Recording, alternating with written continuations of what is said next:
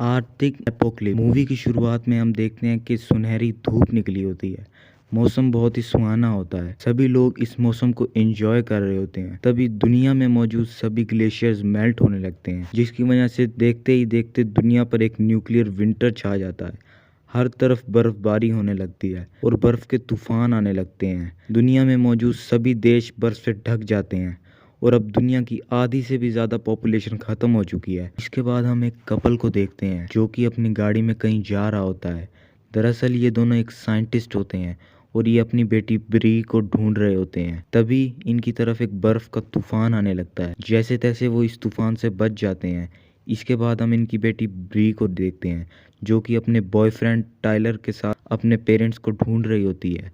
दरअसल ये भी अपने पेरेंट्स की तरह एक साइंटिस्ट होती है और अपनी डिवाइस की मदद से ऐसी जगहों को ट्रैक करती रहती है जो कि इस तूफान से बची हैं और अभी भी इंसानों के रहने लायक। बातों बातों में टाइलर का ध्यान ड्राइविंग से बढ़ जाता है और सामने एक खाई आ जाती है। टाइलर जल्दी से ब्रेक लगाता है, तभी वो सड़क टूटने लगती है। ब्री जल्दी से गाड़ी से उतर जाती है और टाइलर का पाँव किसी चीज़ में फंस जाता है, जिसकी वजह से वो गाड़ी से उतर नहीं पाता। जल्दी से वो उससे अपने आप को छुड़वाता है और गाड़ी से बाहर निकल जाता है। इसके बाद उनकी गाड़ी खाई में गिर जाती है। अब वो दोनों जंगलों की तरफ निकल जाते हैं।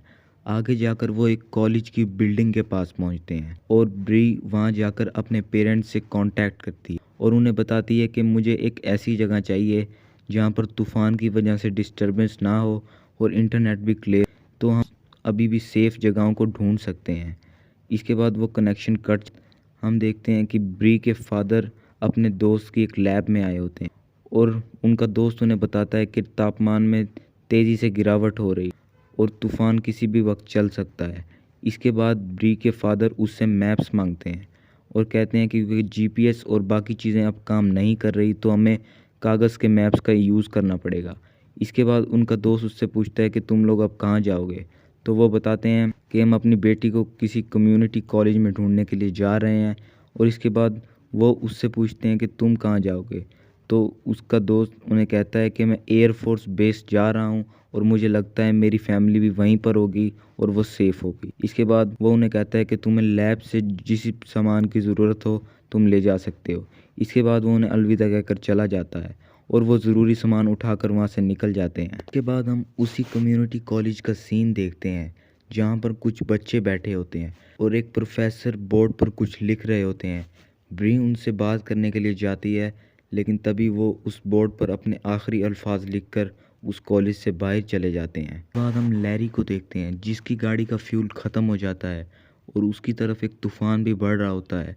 तभी वो एक घर में जाकर छुप जाता है। इसके बाद हम देखते हैं कि ब्री उन बच्चों को समझा रही होती है कि मेरे पेरेंट्स यहाँ पर आ जाएंगे और हम यहाँ से निकल जाएंगे। तभी एक लड़का रोजर उसे कहता है कि तुम्हें अपना लेक्चर देने के लिए यहाँ किसी ने नहीं कहा और वो उससे बहुत ही बदतमीज़ी करने लगता है। तभी उन्हें एक आवाज़ आती है और जब वो सब बाहर जाकर देखते हैं तो एक तूफ़ान उनकी तरफ आ रहा होता है। वो सभी अंदर जाकर छुप जाते हैं। तभी उस तूफ़ान की वजह से खिड़कियां, दरवाजे, सभी आने जाने के रास्ते ब्लॉक हो जाते हैं, जिसकी वजह से वो अब इस कॉलेज से बाहर नहीं निकल सकते। इसके बाद वो इस कॉलेज में कुछ काम की चीज़ें ढूंढने लगते हैं जिसकी मदद से वो लोग यहाँ से बाहर निकल सकें। तभी रोजर को एक गन मिल जाती है और वो टाइलर और ब्रीज से कहता है कि अगर तुमने 2 घंटे में कुछ नहीं किया तो मैं इस गन की मदद से इस दरवाजे को ब्लास्ट कर दूंगा और तब हम यहाँ से बाहर निकल जाएंगे।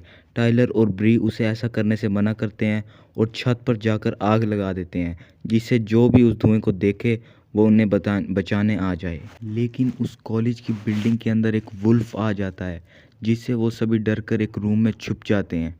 दूसरी तरफ हम देखते हैं कि ब्री के पेरेंट्स उस आग के धुएं को देख लेते हैं और उन्हें बचाने यहाँ पर आ जाते हैं और यहाँ आकर अंदर जाने का कोई रास्ता ढूंढने लगते हैं। उन्हें एक रास्ता मिल जाता है और ब्री की मोम उस रास्ते से अंदर जाती हैं और अंदर जाकर वही वुल्फ उनके पीछे लग जाता है। भागते भागते वो एक रूम के अंदर जाती हैं और उसे लॉक कर लेती हैं। उस रूम के अंदर ब्री और बाकी सभी होते हैं। ब्री अपनी मोम को देखकर बहुत ही ज़्यादा खुश हो जाती है। इसके बाद हम देखते हैं कि वो रास्ता भी बंद हो चुका है जिससे ब्री की मोम अंदर गई थी। इसके बाद वो अपने हस्बैंड से कांटेक्ट करके उन्हें बताती हैं कि मुझे सभी मिल गए हैं, लेकिन उनके हस्बैंड उन्हें कहते हैं कि जिस रास्ते से तुम अंदर गई थी वो रास्ता भी बंद हो चुका है और अब तुम्हें कोई नया रास्ता ढूंढना पड़ेगा। तभी उनकी मॉम उससे पूछती है कि तुम्हें कोई और नया रास्ता पता है।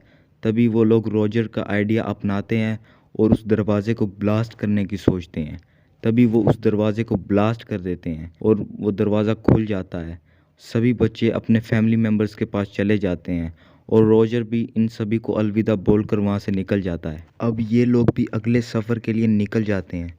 दूसरी तरफ हम लैरी को देखते हैं जिससे कि एक प्लेन खड़ा हुआ नज़र आता है। वो जैसे तैसे इस प्लेन को उड़ा लेता है और एयरफोर्स बेस की तरफ निकल जाता है।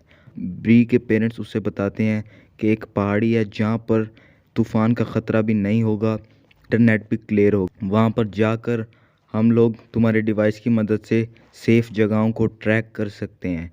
इसके बाद उनकी तरफ एक तूफ़ान बढ़ने लगता है। वो जैसे तैसे इस तूफ़ान से बच जाते हैं और आगे जाकर एक जगह पर गाड़ी रोकते हैं और वहाँ पर एक आदमी उन्हें गाड़ी से बाहर आने के लिए कहता है। वो लोग गाड़ी से बाहर जाते हैं तो ये सभी लोग गुंडे होते हैं और वो इनसे इनका सामान मांगने लगते हैं। तभी बहुत तेज़ तूफ़ान चलने लगता है और ये सभी वहाँ से भागने लगते हैं। तूफ़ान की वजह से वहाँ की ज़मीन फट जाती है और एक खाई बन जाती है। ये सभी लोग जंप कर कर दूसरी साइड पर आ जाते हैं, लेकिन उन गुंडों का लीडर भी इनके ऊपर जंप करता है और ट्राइलर ब्री को साइड में धक्का दे देता है और वो दोनों इस खाई में गिर जाते हैं, जिससे ट्राइलर की वहीं पर मौत हो जाती है और ब्री काफ़ी ज़्यादा रोने लगती है। इसके बाद उसके पेरेंट्स उसे अंदर लेकर जाते हैं और अंदर जाने के बाद वो लोग ट्राइलर की मौत पर अफसोस करने लगते हैं। इसके बाद वो अगले सफ़र के लिए निकल जाते हैं। दूसरी तरफ हम देखते हैं कि लैरी के प्लेन के ऊपर बर्फ़ जम रही होती है जिसकी वजह से वो क्रैश हो सकता था। तभी वो एयरफोर्स बेस से कांटेक्ट करता है और वो उन्हें बताते हैं कि आपको छठे रोड पर लैंड करना होगा। लैरी जैसे तैसे उस पर लैंड करता है और एयरफोर्स बेस के एक रूम में जाकर आराम करने लगता है। तभी वो लोग उस पहाड़ पर पहुंच जाते हैं, लेकिन यहाँ पर ब्री का डिवाइस काम नहीं कर रहा होता। तभी उसकी मॉम उसे अपना डिवाइस देती है और वो उन दोनों डिवाइसेस को कनेक्ट कर देती है, जिसकी वजह से ब्री का डिवाइस काम करने लगता है और वो दुनिया में मौजूद सेफ जगहों को ट्रैक कर लेती है। इसके बाद ब्री के फादर अपने दोस्त लैरी को भी इसके बारे में इन्फॉर्म कर देते हैं, जिसके बाद लैरी खुशी से जाता हुआ एयरफोर्स बेस को इसके बारे में बताने के लिए जाता है और इसी के साथ ये मूवी यहीं पर एंड हो जाती है। गाइस, अगर आपने इस मूवी को एंजॉय किया हो तो like, subscribe, share, don't forget.